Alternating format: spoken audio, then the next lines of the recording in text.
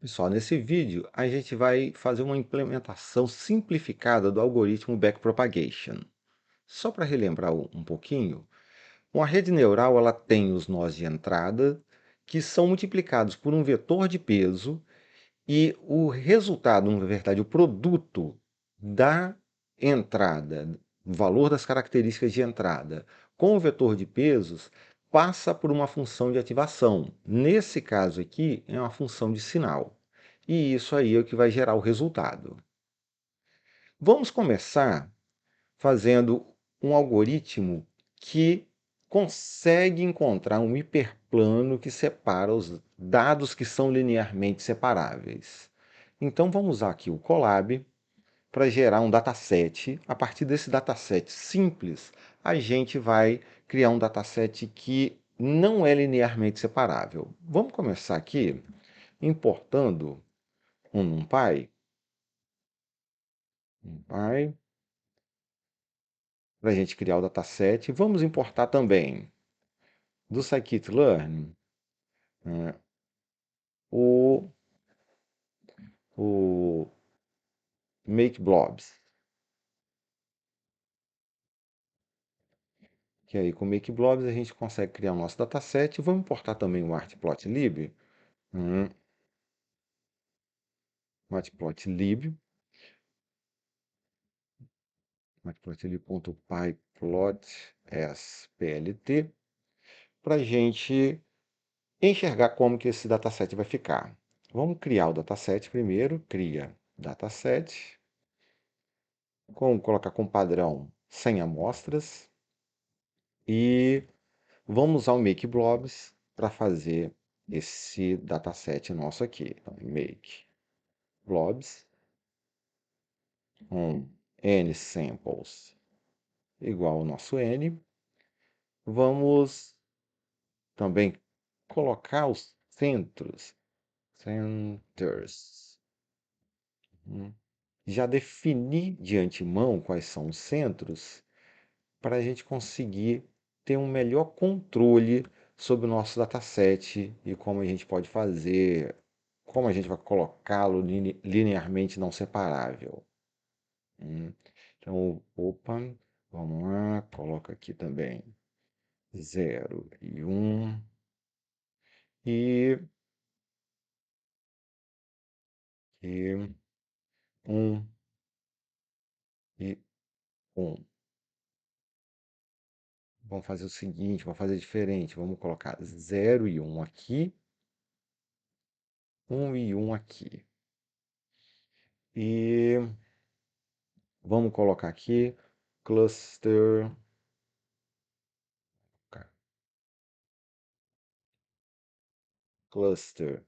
std, o desvio padrão do cluster de 0, 1.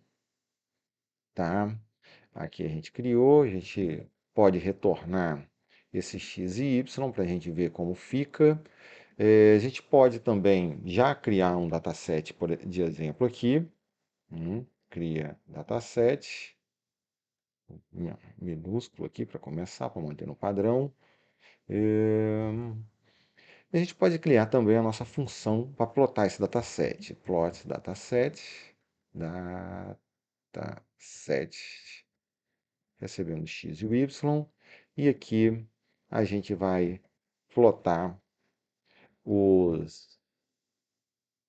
as nossas características do dataset. E que a gente vai chamar de x1 a característica vertical. E a gente vai chamar de x2 a horizontal. Apesar do matplotlib usar x e y, a gente sabe que no jargão de machine learning, o x é x1 e x2, porque são características, o y é o nosso rótulo. Nele que a gente vai colocar aqui k em 7 de y. No caso, só positivo e negativo que a gente quer, mas a gente plota aqui, primeiro, no vertical, a gente coloca a característica 0, no caso x1 a gente está chamando ali, mas só aqueles que o y é igual a k. E na vertical, a gente coloca a característica 1, que a gente chama de x2, só onde o y for igual a k. Também colocar tudo como bolinha e caso a bolinha fique sobreposta, a gente coloca um alfa igual a 0,3 para enxergar melhor. Agora a gente pode plotar o dataset. Plot dataset com o x e o y e vamos ver como é que ele ficou. Está aqui 4 classes, eu quero um dataset binário. Então, não quero 4 classes, eu vou colocar uma função aqui, que essa função vai definir quais elementos são positivos e negativos. Vamos usar um lambda aqui para a gente definir qual é positivo e negativo. Vamos fazer tudo baseado em operador lógico, porque eu quero chegar no momento que a gente vai tentar separar um ou exclusivo, o XOR. Ele é que é o nosso objetivo. Mas por enquanto a gente vai usar um OR. Né? E ali a gente pode agora atualizar o nosso Y, colocando NP. Vou começar com List Comprehensions. A gente vai definir aqui, ó, a função vai receber os elementos, aqui, A e B, né, for x minúsculo e em x maiúsculo. Então, qual vai ser o meu A? Meu A vai ser o x0, e eu vou definir se ele é maior do que 0,5. E o meu B vai ser o x1, que eu também vou definir se ele é maior que 0,5. Então, se for um for maior que 0,5 ou o outro for maior que 0,5, a gente vai ter positivo. Isso aqui tudo a gente vai colocar no NumPy definir que o tipo é inteiro, de, the type igual a int, só que, além disso, eu quero que esses elementos fiquem entre -1 e 1, para seguir aquela regra do perceptron. Eles estão variando normalmente entre 0 e 1, eu quero que fique entre -1 e 1. Então eu vou criar aqui também uma função sinal, def sign, que vai pegar o nosso A e vai A maior do que zero, maior que zero, se ele é positivo, multiplica por 2 e subtrai 1. Esse aqui vai ser a nossa função sinal, né? E a gente vai normalizar isso aí entre -1 e 1. Então, só os resultados dos labels. Então, a gente pode até colocar aqui embaixo para ver como que o nosso y está ficando. -1 e 1, é isso mesmo que a gente quer. Certo, agora que a gente fez o nosso dataset, a gente pode criar um classificador que só resolve esse daí, para simplificar bastante. A gente pode importar do scikit-learn, o base,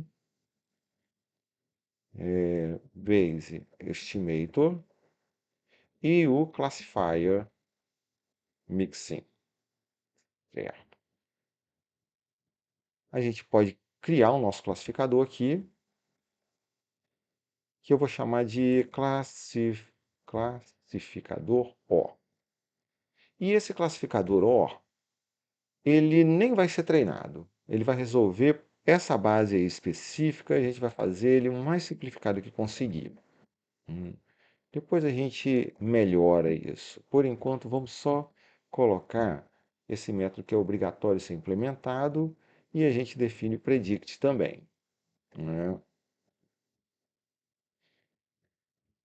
Aí sim, o predict, a gente vai ter que fazer uma atualização. Por quê?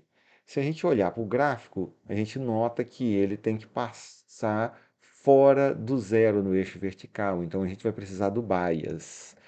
Quem não sabe ainda o que é bias, o bias tem um vídeo aqui já foi gravado um vídeo que fala sobre o bias também.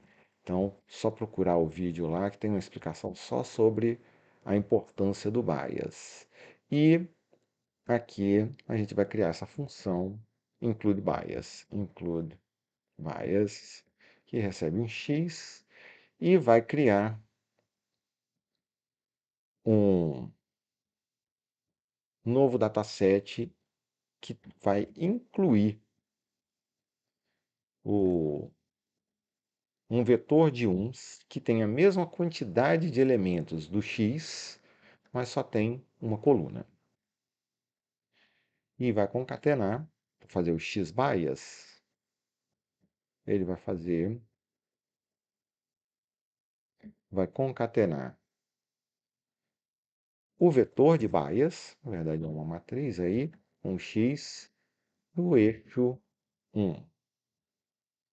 A partir dessa criação do bias aí, a gente pode já fazer o cálculo do vetor, mas a gente vai incluir aqui o nosso vetor de pesos com os pesos embutidos na mão. Acho que 0,5 é um bom chute, 1 e 1, porque a gente procura um vetor que esteja mais ou menos no 45 graus, 1 e 1 vai dar 45 graus aqui. Qualquer vetor com 45 graus, ele vai representar esse hiperplano separador. O bias é o que vai fazer a diferença no final. A partir daí, a gente já pode retornar o resultado, que vai ser o xb multiplicado pelo vetor. Isso daí a gente tem que passar por uma função de ativação, porque serão números reais. A gente quer que fique entre 0 e 1. A gente passa pela função de sinal. Ok, aqui a gente já tem o classificador. A gente pode até testar, ver se ele consegue classificar alguma coisa. Vamos importar aqui, ó. Import from sklearn. Sklearn.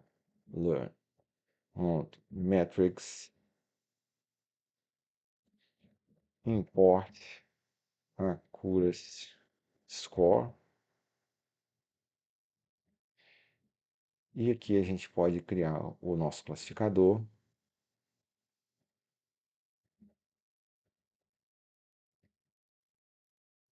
Classificador OR. Não precisa treinar, porque ele não tem, o método fit não é usado para nada. A gente pode pegar as predições que ele faz. Classificador predict x. E a gente vê aqui o accuracy score com o y e o ypred. Ver se ele está pelo menos funcionando direitinho aí. Alguma coisa foi feita errada. Opa, aqui ó, muito errado. Tá aí, ele está acertando tudo.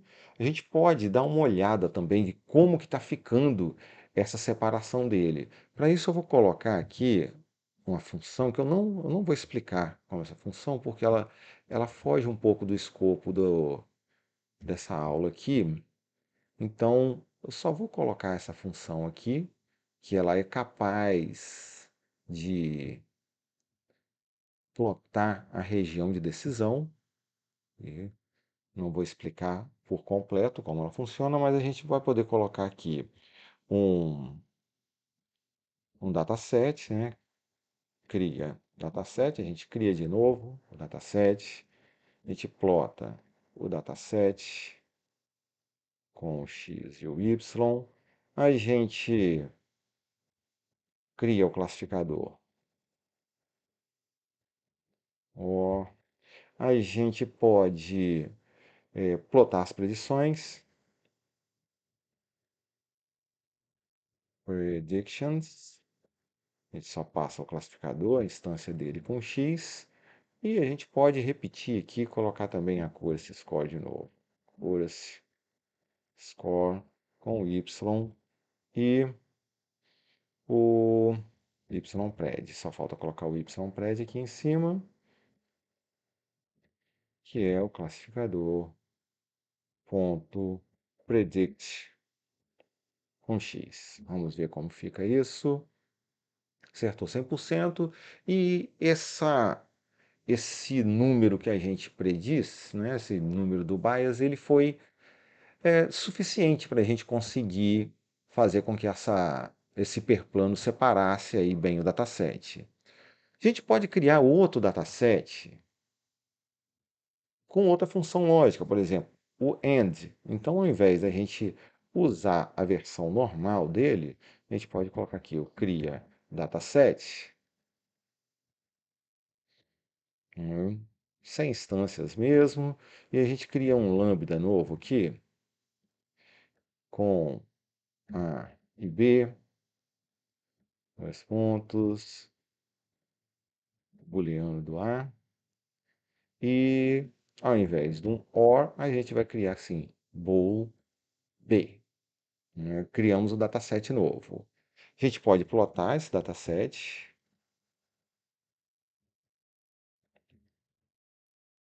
para a gente enxergar como ele está.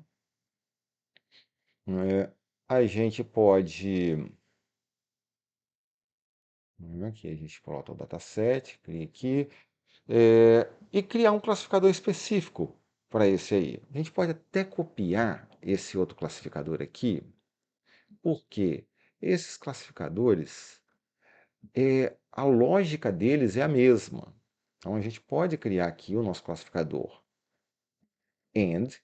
O que vai mudar é o nosso vetor de decisão. É a mesma coisa, só que com outro vetor de decisão. A gente pode colocar essas mesmas definições aqui embaixo, só que agora a gente usa o classificador AND no lugar. Então, até separar aqui também para ficar mais claro. E veja, separou, acertou 100%, ele colocou, mas isso daí não é bem o que a gente queria. O que a gente quer é um classificador que ele consiga aprender sozinho. E não só isso, que ele funcione tanto para o AND por OR ou qualquer outra porta lógica. Aí é que a gente vai trabalhar aqui fazendo uma alteração nesse classificador. Por quê? A gente não quer colocar os vetores na mão. A gente quer que o algoritmo de treinamento aprenda o vetor.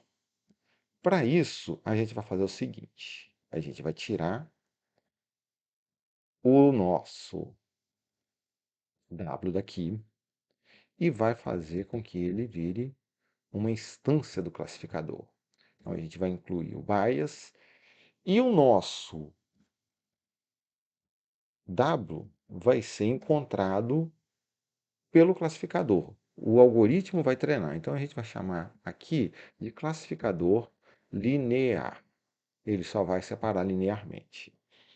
E np_random.uniform, a gente vai criar pesos aleatórios aqui, né, que o tamanho desse vetor ele vai depender do shape do nosso x-bias. Então, ele depende do shape aqui, depende da quantidade de características. Por enquanto é 3, mas a gente já coloca aqui de um jeito que vai funcionar e vai ser só um vetor, vai ser só a camada de entrada direto para a saída. Vai ficar desse jeito aqui, camada de entrada e a camada de saída. Só isso que vai acontecer.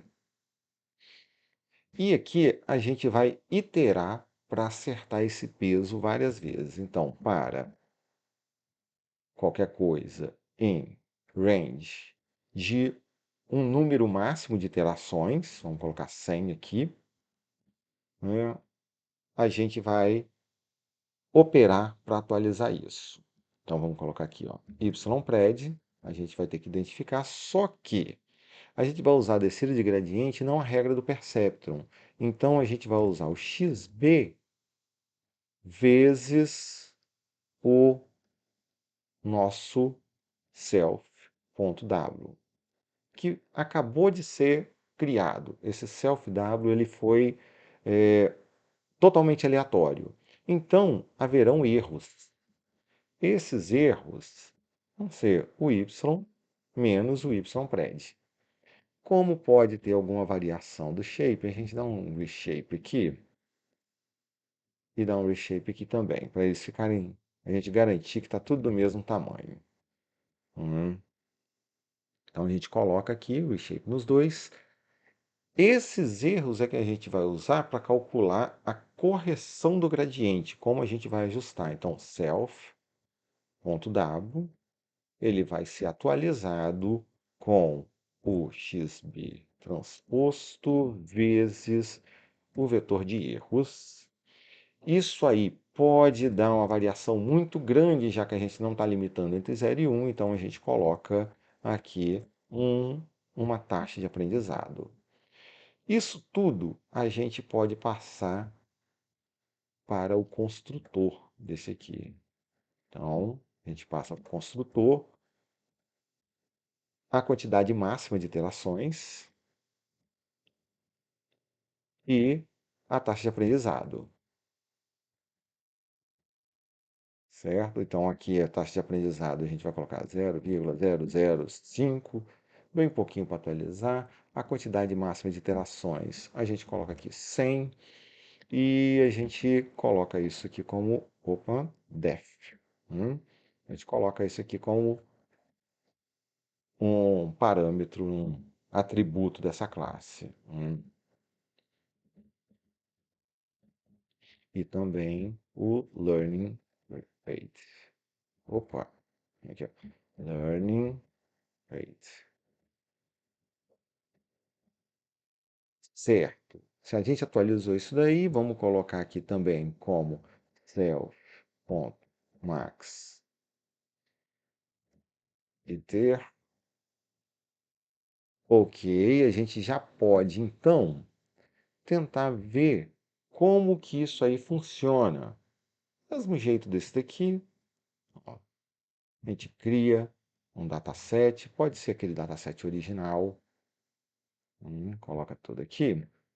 Só que ao invés de ser esse classificador específico, a gente vai colocar esse classificador que a gente acabou de implementar aqui e ver como fica o resultado dele, ver se esse algoritmo de treinamento consegue aprender sozinho os vetores.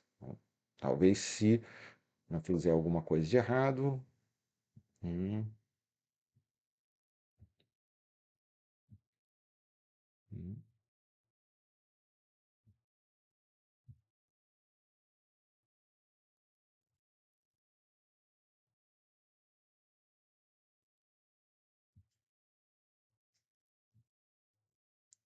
Self-W tem sim.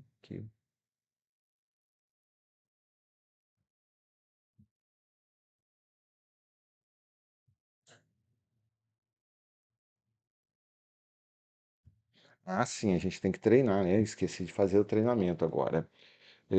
Agora, o nosso classificador, ele tem que dar o fit.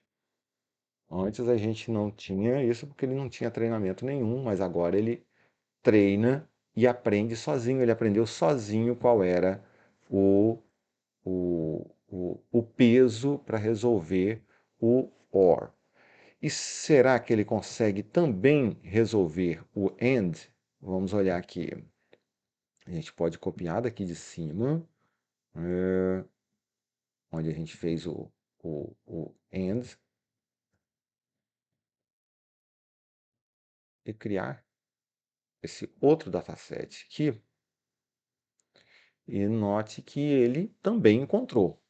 Ele consegue encontrar de novo cada um deles. Mas tem aqui um dificultador. Se a gente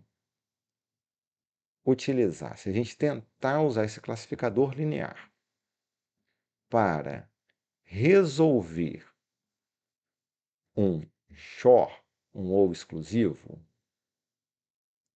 isso vai dar muito errado.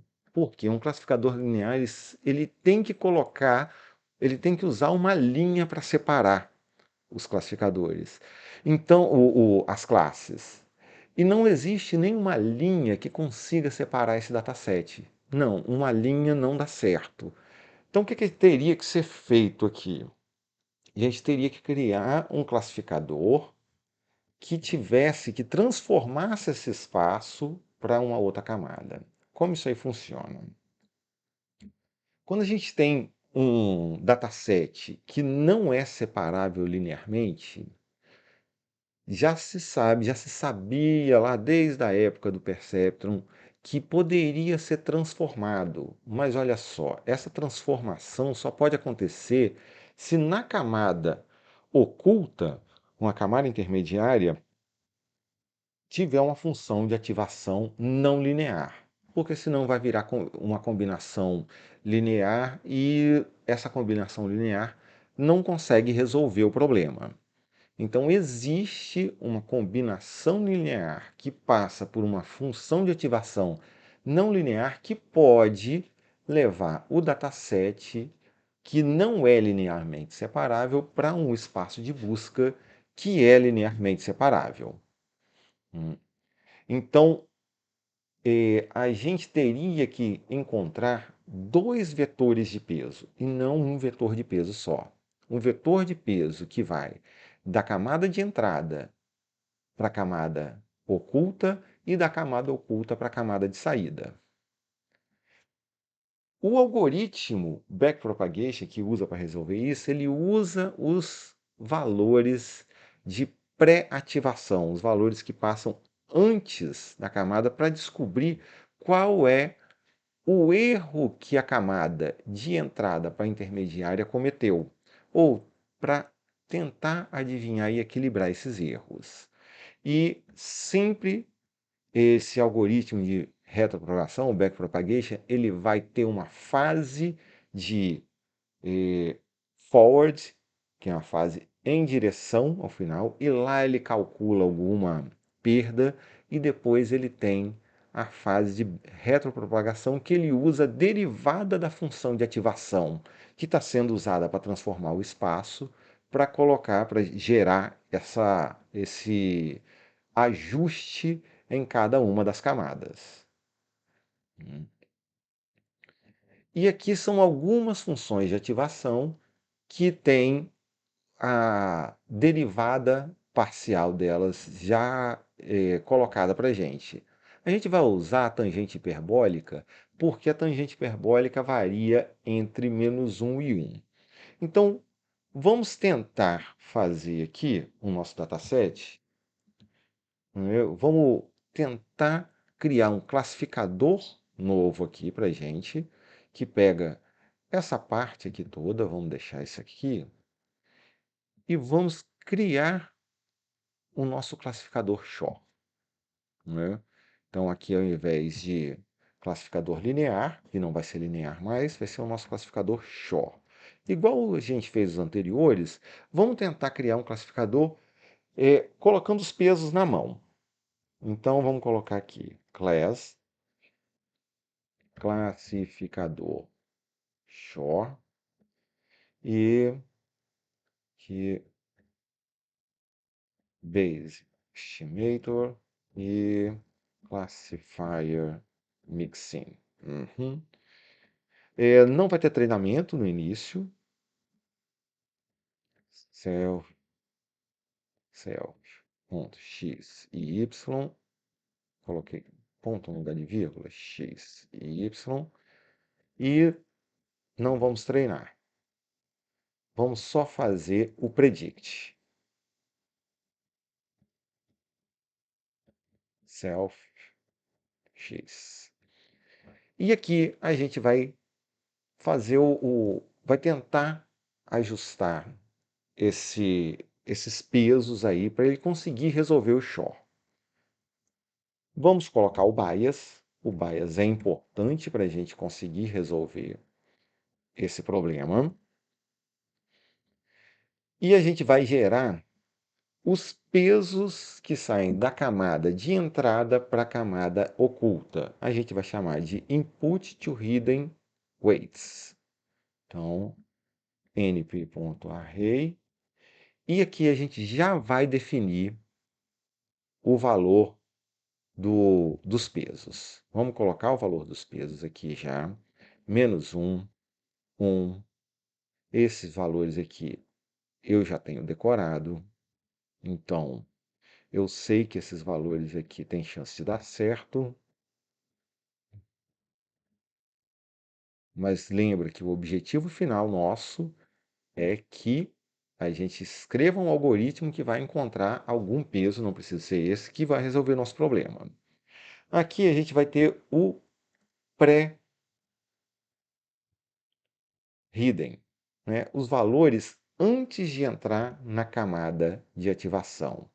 E como que eles vão ser encontrados? A gente multiplica esses valores, né, o valor do x com bias pelo nosso vetor oculto. Vou até tirar esse parênteses aqui que não precisa. Tá. Esses aí são os valores pré-ativação. O valor que sai da camada oculta, ele tem que passar por uma função de ativação. Por enquanto, vamos usar a função de ativação sinal. Depois a gente vai mudar para tangente hiperbólica, porque a função sinal não é derivável em todos os pontos. E a, essa descida de gradiente que a gente usou aqui no classificador linear, ela precisa ser derivável. Então, vamos colocar aqui, por enquanto, o nosso pré-função de ativação e depois a gente vai fazer o H com bias. Não é obrigatório colocar bias no vetor, na camada oculta para a camada de saída, mas a gente vai colocar aqui para efeito de ficar tudo igual, para ficar tudo seguindo a mesma lógica, né? Vamos colocar aqui o H e depois a gente define os nossos pesos de saída, quer dizer, a camada oculta para a saída dos pesos, hidden to output weights. Então, array. E esse daqui a gente define 1, menos 1. E vamos ver o que ele retorna. Sin do HB vezes HOW. E vamos ver se esses pesos resolvem o problema. Resolvem o problema, eu já sabia, já tinha preparado esses pesos antes, mas agora o que a gente precisa é entender o que está acontecendo e depois a gente precisa de alterar esses pesos de alguma forma. Bom, vamos entender, guardando esses pesos aqui, vamos ver que vamos colocar esse peso aqui como uma variável de classe e esse aqui também, para a gente entender o que esses pesos significam para esse algoritmo. Vamos olhar aqui, se eu plotar o dataset, plot, dataset, com camada oculta, quer dizer, o que está entrando na camada oculta do classificador, né, desse classificador Shor, olha o que a gente vai ter. Notem que ele meio que achatou tudo em cima dessa linha diagonal. Ele achatou também os que são negativos, os negativos e os positivos, colocou todos em cima de uma linha só. Quando a gente passa isso daí pela função de ativação, né, então, quer dizer, continua não linearmente separável.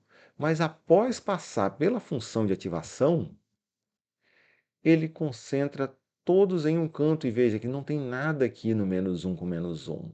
E a gente pode usar uma linha para separar nesse espaço, que isso depois é transportado para o espaço de volta para o espaço original de resolver, dando a impressão de que não é linear, que são duas linhas, mas na verdade é uma linha nesse espaço que está oculto lá.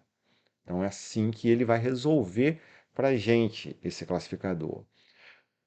Acho que a primeira coisa que a gente tem que fazer para implementar esse classificador é colocar a função de tangente hiperbólica que é derivável. Então, from scipy.special import xsplit. Essa daqui é a função sigmoide e a tangente hiperbólica, ela é, é basicamente a sigmoide que varia entre -1 e 1, que vai facilitar a nossa implementação, né? Porque é só a gente multiplicar por 2 e subtrair de 1. Então, essa vai ser a nossa função hiperbólica, de tangente hiperbólica. Já posso até rodar essa função aqui e utilizar para criar o nosso estimador. Vamos ajustar esse daqui de cima para ficar mais fácil, né, para a gente digitar menos coisas. Vamos aproveitar aqui. E está aí criado o dataset, o classificador Shore. E vamos primeiro colocar isso aqui dentro do nosso fit. E esse aqui também. Só que agora eles têm que virar de instância. Né? A gente vai colocar eles para funcionar em qualquer lugar. Então aqui a gente tem que colocar self e aqui também. Tá? Acho que a chance disso continuar funcionando é muito boa, né? Vamos testar. Continuou funcionando, ok, né? Continuou colocando. Só que agora eu quero mudar isso aqui para a função de tangente hiperbólica. Esses pesos funcionam para sinal, para tangente hiperbólica, eles dão errado.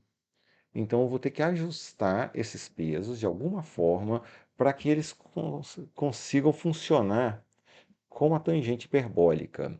Eu já tenho aqui uns chutes aqui de peso.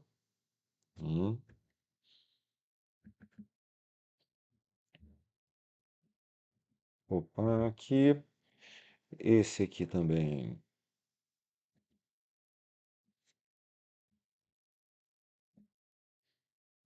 Esses pesos já procurei antes para funcionar com a tangente hiperbólica, mas o nosso objetivo é que o algoritmo encontre esses pesos para a gente. Mais algum ajuste aqui a gente pode colocar para ele funcionar com a tangente hiperbólica também.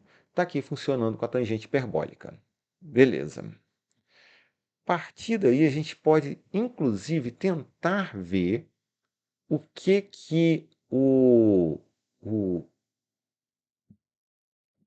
qual é quais são, qual é o formato dos datasets que são criados, quer dizer, as novas ideias lá. Então você vê que ele continuou achatando tudo, ele continua achatando tudo, mas quando a gente coloca a pós-ativação dele, ele fica bem diferente da função sinal. Mas ainda assim existe uma reta que consegue separá-los. Então ele consegue separar o conjunto de dados mesmo assim. Então, mas veja que o espaço transformado ficou um pouco diferente.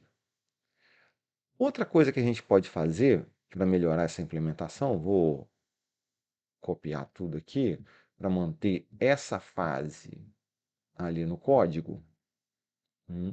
A gente colocar a gente já sabe, por exemplo, como treinar a última camada. Se a gente vê aqui em cima, o que é treinado só nesse classificador linear? Só a última camada é treinada. Só essa parte. Então a gente pode se basear nessa ideia aqui e treinar só a última camada do nosso. Por quê? A gente tem alguns pesos aqui que são que funcionam. A gente sabe que esses pesos estão funcionando. Então, a gente pode colocar esse peso aqui. Vou colocar os dois aqui logo. Esses dois pesos. Mas, ao invés de atualizar o W, eu vou pedir para atualizar o HOW, que ele vai ter esse mesmo tamanho aqui, ó. Ele vai ter o... Deixa eu pensar... Sim, a saída dele vai ser igual a esse daqui, mas não por causa do shape aqui do B. Na verdade, é por causa do shape do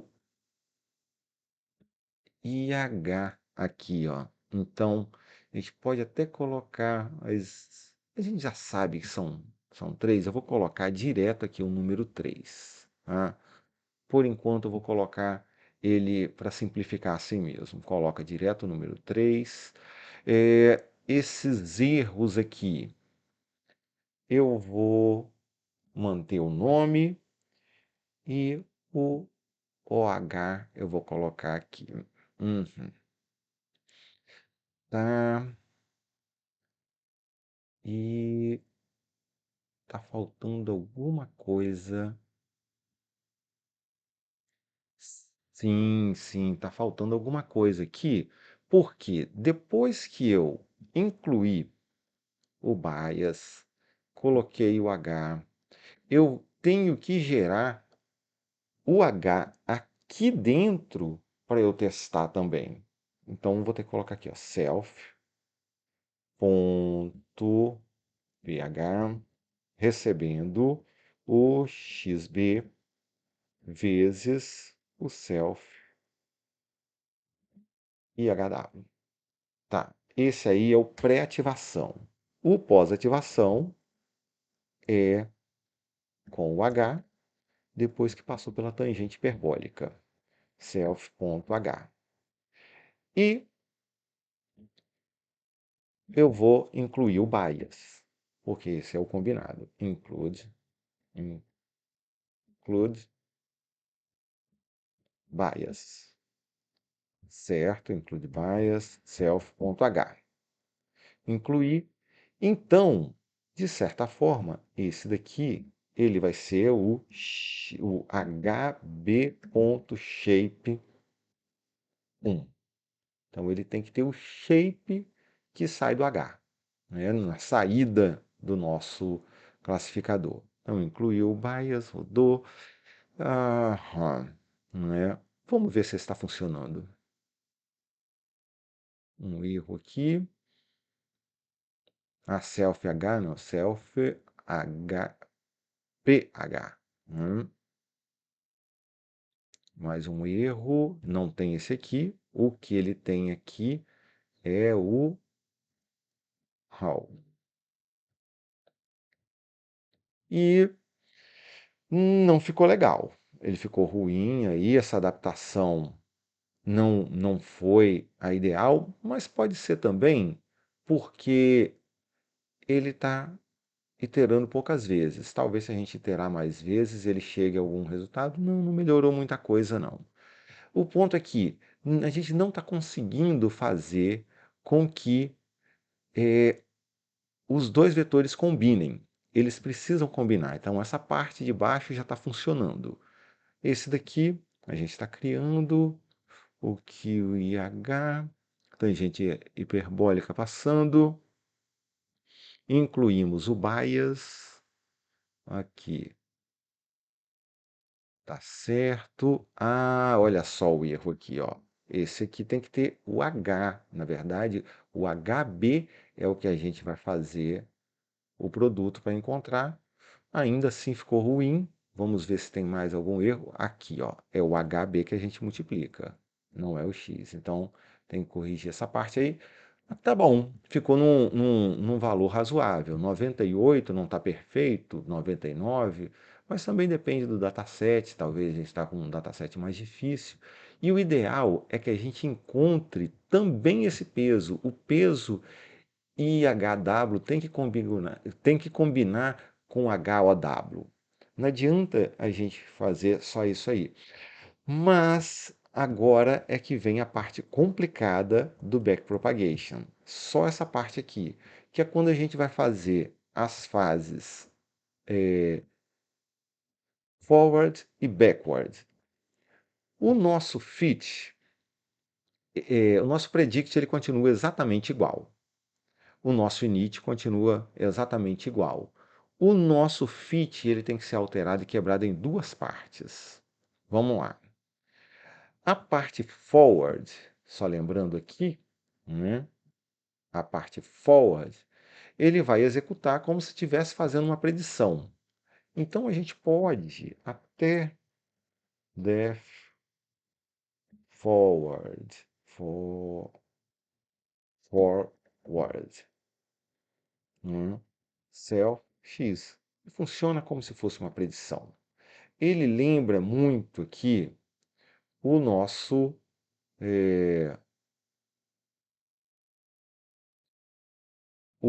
predict, mas com uma diferença. O nosso forward, ele não precisa retornar o resultado, não precisa retornar o resultado, pode retornar, mas se retornar o resultado, ele não usa o sinal, não usa essa parte aqui. A gente vai precisar de guardar o HB também. Guardar com o bias também. Não sei se a gente vai precisar de guardar, mas vamos guardar ele com o bias aqui. Então, a gente não precisa de incluir o bias aqui, nele, porque a gente já pode incluir do lado de fora. E ele aqui a gente coloca ou X ou tira esse B daqui, tanto faz. Eu vou tirar o B daqui, que não importa se está com bias, sem bias, ele vai fazer a fase forward, vai incluir o bias aqui. Assim. Então, essa é a nossa fase forward. A fase backward é onde, backward, é onde a parte complicada do backpropagation fica. A gente tem que saber, vou colocar isso aqui por enquanto. Então vamos lá. No fit a gente inclui o bias e ao invés de gerar o W manualmente, a gente vai fazer um random dele. Mas esse random que a gente vai fazer dele, ele vai ser baseado no X. Esse daqui.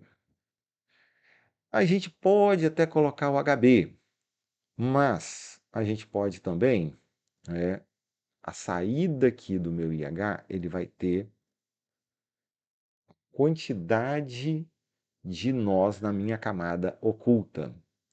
Esse daqui a gente pode colocar aqui já 2 mais 1. Poderia rodar o H também, mas pode colocar 2 mais 1. A gente não vai precisar dessa parte aqui, porque isso vai lá para já foi para o forward. E aqui a gente vai fazer o seguinte, a gente vai rodar as iterações várias vezes, da seguinte forma, self.forward, que a gente vai passar o xb. E self.backward, que é onde faz a atualização dos pesos, a gente vai passar o xb, o y e o ypred, que foi predito no forward ali em cima. Então, toda a iteração vai ser forward, calcula, guarda os pesos da camada intermediária, backward ele faz o ajuste. Algumas partes são bem simples. Por exemplo, ao invés de chamar de erro, a gente vai chamar de delta. Então, do oculto para a saída, hidden to output, a gente vai colocar aqui HO delta. E ele vai ser o mesmo, vai ser calculado da mesma forma, shape, que a gente calculava os erros antes. Mesma forma, é a camada de saída. É fácil calcular o erro da camada de saída. Menos 1 e 1. A gente calcula o erro da camada de saída. E o gradiente da camada de saída? Ele vai ser igualzinho esse gradiente aqui, ó. Esse aqui é vezes o delta. A gente pode ou não colocar o aprendizado, mas esse aqui, ó, é a correção dessa camada de saída continua igual. Eu só vou dar uma ajustada aqui e vou chamar de HO grade, que é o gradiente da camada de saída, que self.hb.t. Então eu não estou passando aqui essa camada oculta, mas eu vou calcular esse gradiente, que agora eu não chamo de erro mais, eu chamo de delta. Só isso. Então ficou igualzinho ao anterior. O pulo do gato é como calcular aqui o erro dessa camada intermediária. Como que eu vou calcular o tanto que esse vetor aqui errou para essa saída? Isso daí é que é o segredo, o difícil de entender do backpropagation. Eu vou chamar aqui de pulo do gato. Depois, quem não sabe o que é, procura depois a fábula do pulo do gato para entender o que isso significa. E aqui sim a gente vai fazer a atualização. Porque a gente calculou o delta, shape, aqui, muito fácil. Mas como que eu calculo o delta, quer dizer, o erro da camada de entrada para oculta? Esse aqui é o porém, essa aqui é a dificuldade. Para calcular da camada de entrada para oculta, eu preciso saber qual é o gradiente da função de ativação. Eu preciso saber qual é o gradiente da função de ativação, e esse gradiente está aqui, ó, da função da tangente hiperbólica. Né? Esse aqui é a forma com que ele calcula. Então, é o quadrado da saída da camada de ativação. 1 menos o quadrado da saída da camada de ativação. Então vamos ver como que a gente calcula isso aqui. Vou chamar aqui de tangente hiperbólica grade, né, o gradiente da tangente hiperbólica, que é 1 menos np.square, né, o quadrado da saída. Esse reshape está errado? Aqui, reshape menos, né? Quadrado, não é aquare, é square, da saída da camada de ativação, self.h, H maiúsculo. Esse self calculado aqui em cima. Então, a gente usa a programação dinâmica, guarda essa saída aqui, e agora a gente vai calcular o delta. O delta do input to hidden, ele usa o delta do hidden to output. Então, a gente calcula isso aqui multiplicando com o peso da saída, mas agora a gente não pode incluir o bias, porque eu estou querendo corrigir para uma parte que não tem bias ainda. Então eu tenho que tirar essa primeira parte para eliminar o bias dessa correção, coloco o transposto, multiplico pelo gradiente da tangente que eu acabei de calcular, da tangente hiperbólica. É isso aí que é a parte difícil do backpropagation. Porque daí para frente, se você já tem o delta do input to hidden, então você tem o gradiente, que é calculado do jeito que a gente já sabe.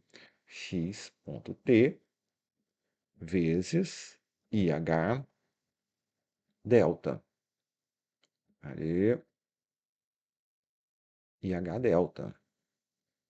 Calculou do mesmo jeito que foi calculado aqui em cima. E a gente já sabe atualizar os dois pesos agora, porque eu posso atualizar o da camada de saída usando o gradiente da camada de saída que foi calculado lá em cima, vezes self.learning rate.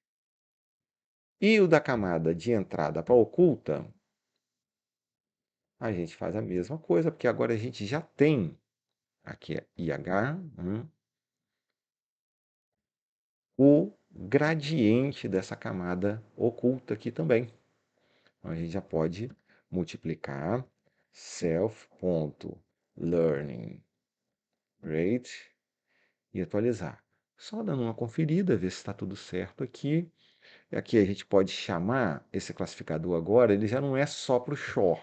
Se ele está funcionando mesmo, a gente pode chamá-lo de single hidden layer. A gente pode atualizar esse classificador aqui, é um classificador diferente agora, e vamos ver se ele está treinando. Treinou 100%. A gente pode tentar olhar também, no caso, a camada dele, né? Ver como que ele está expondo essa camada. A gente pode retreiná-lo várias vezes, né? Para ver como ele cria espaços diferentes, já que é tudo partindo do aleatório. Então a gente coloca o accuracy score só para ter certeza de que ele está calculando bem. CNF.predict x. E a gente pode plotar o vetor também, para ver que o vetor oculto ele muda bastante cada vez que a gente interage, já que começa de aleatório, e plotar o dataset, mas o dataset eu não quero plotar o dataset normal, eu quero plotar o que foi transformado, o que está sendo usado para separar linearmente. Então, veja que existe uma linha. Opa, aqui não está muito legal, não. Esse aqui ele não conseguiu direito. Ah, aqui ele conseguiu, viu? Aquele dataset tinha dado errado ali, né? Aquela iteração. Mas aqui existe uma linha que consegue separar os positivos do negativo. E a gente pode rodar mais. Também existe uma linha que separa positivo do negativo. E a gente consegue enxergar aqui os espaços, né? Como ele transforma. É nesse espaço que está sendo calculada a reta e não naquele espaço original onde tem positivos e negativos não linearmente separáveis. Então sempre tem essa transformação. Aí vem a dúvida. Tá, ele funciona desse jeito aí, mas se a gente utilizasse, por exemplo, o dataset, o AND, será que esse classificador Single Hidden Layer é capaz de fazer a separação desse aqui, no caso, Single Hidden Layer, né? E a gente nota que ele é capaz também de fazer essa separação, né? Se a gente selecionar aqui e colocar, ele consegue fazer o que o separador linear fazia e muito mais. A gente pode colocar aqui o OR também, e ele faz a separação tranquilamente. Ele consegue fazer tudo que os outros dois, que o classificador linear faz, e também consegue separar datasets não lineares. Então fica aí uma implementação simplificada. Eu vou parar por aqui e aí vai ficar como exercício para vocês implementarem uma versão em que seja parametrizada a quantidade de camadas ocultas, então quer dizer, pode incluir a quantidade de camadas ocultas que quiser, e também seja parametrizado o valor, no caso, a quantidade de neurônios na camada intermediária, essa daqui, ó, quantos neurônios na camada intermediária passa por padrão na hora de criar a rede neural. Então, pode ter não apenas uma camada oculta, várias camadas ocultas, e cada camada vai ter parametrizado o tamanho dela, quantos nós na camada intermediária. Por quê? Para esse problema do Shor, 2 neurônios são suficientes para separar o dataset.